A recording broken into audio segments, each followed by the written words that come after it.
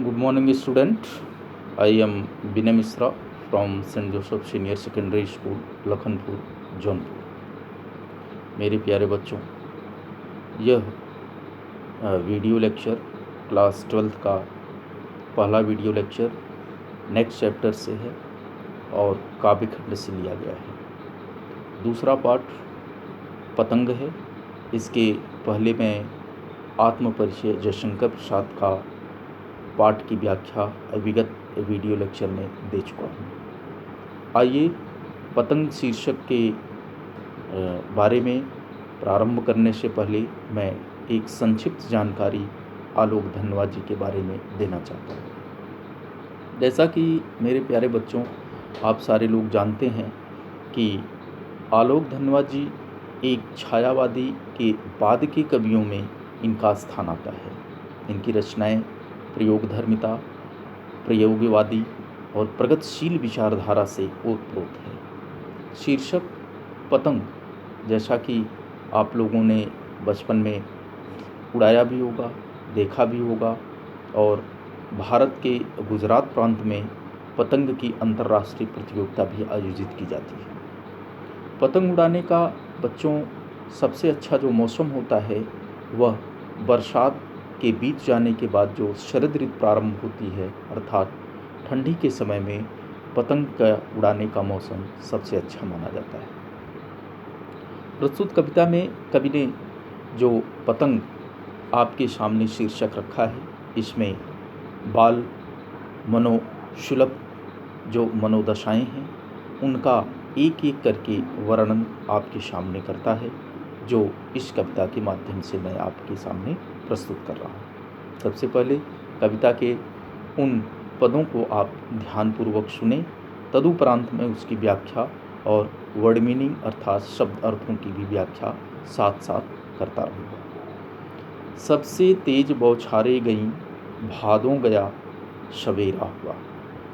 बच्चों, इसमें भादों का महीना आया है। जैसा कि आप हिंदी महीने में ये जानते हैं कि हमारा हिंदी महीना चैत्र से आरंभ होता है और भादों का महीना आखिरी वर्षात ऋतु का महीना होता है, जिसमें तेज बरसात होने के लक्षण होते हैं। कभी कहता है वो समाप्त हो गया है, और जो सुबह हो रही है उसका दृश्य कैसा है वो आपके सामने प्रस्तुत करता है।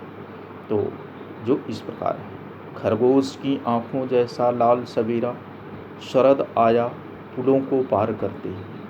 अब भादों महीने के बाद कौन सी ऋतु आती है? शरद ऋतु। शरद ऋतु ठंडी के महीने की प्रारंभिक दस्तक देने वाली ऋतु होती है, और इस महीने में जो सुबह हो रही है उसकी तुलना किससे करता है? खरगोश की लाल आँखों जैसी करता है। यहाँ पर उपमा अलंकार का प्रयोग है।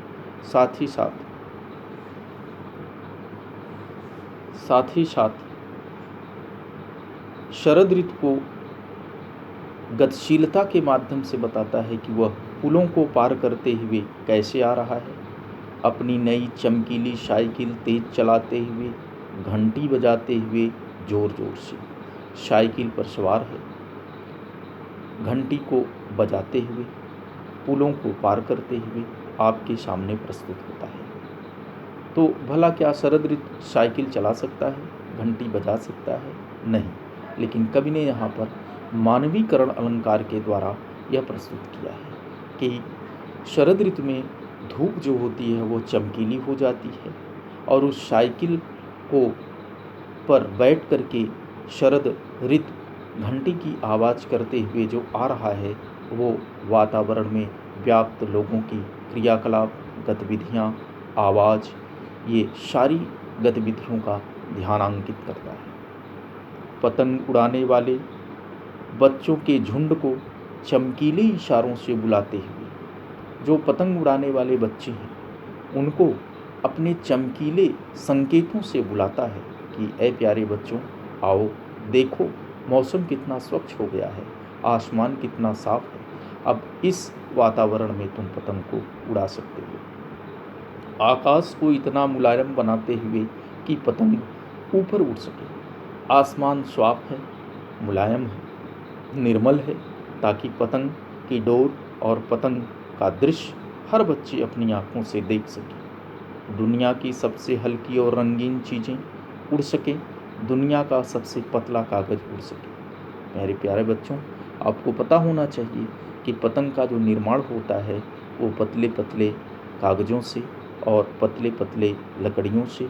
यदि पतंग हल्की नहीं होगी तो वह आसमान में उड़ नहीं सकती। इसकी तुलना कवि कहता है कि यह संसार में सबसे हल्की और सबसे अच्छी प्रकार से बनी हुई वस्तु है। बाँस की सबसे पतली कमानी उड़ सके कि शुरू हो सके सीटियाँ, किलकारियाँ और तितलियों की इतनी नाजुक दुनिया।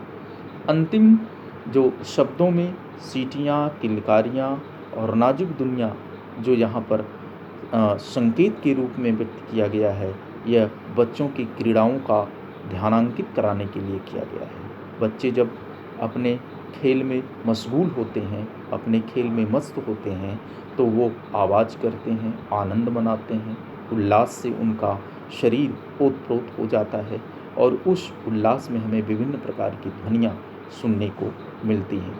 तो कवि कहता है कि जो वो पतली लकड़ी की कमानी बनाई जाती है पतंग को ढांचे में स्वरूप देने के लिए, वो बाँस की बनी हुई है और जैसे ही वह पतंग आसमान में उड़ना शुरू करती है, वह सारे बच्चे पुलकित हो जाते हैं, प्रसन्न हो जाते हैं। जैसे रंगीन आसमान में तितलियों का झुंड हमें दिखाई देता है, ऐसे ही हमें आसमान में विभिन्न प्रकार के रंगीन से युक्त लाल, काले, नीले, पीले विभिन्न प्रकार के रंगों में वो पतंग आसमान में उड़ते हुए कैसे दिखाई देते हैं, जैसे तितलियों का समूह हो, तितलियों का झुंड हो। धन्यवाद।